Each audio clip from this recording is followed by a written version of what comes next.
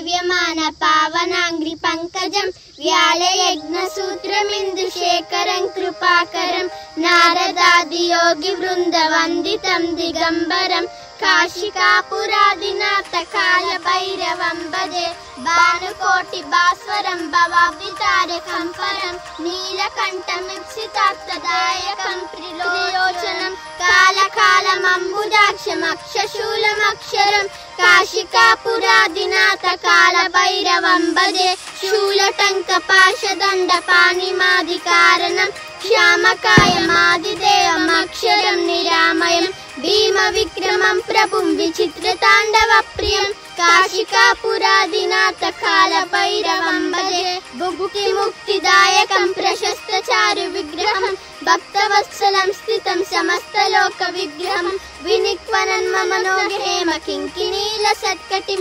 काशिकापुरादिनाथ काल भैरवं भजे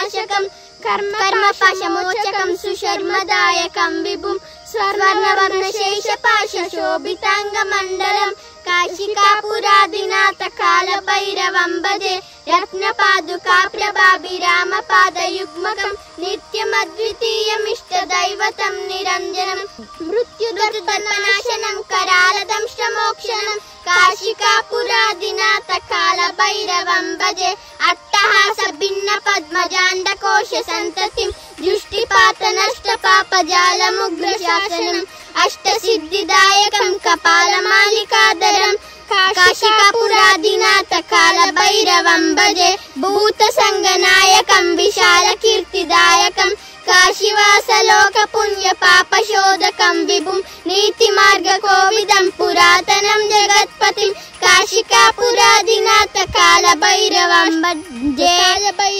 भजे कालभैरवाष्टकं पठन्ति ये मनोहरं ज्ञानमुक्तिसाधनं विचित्रपुण्यवर्धनं शोकमोहदैन्यलोभकोपतापनाशनं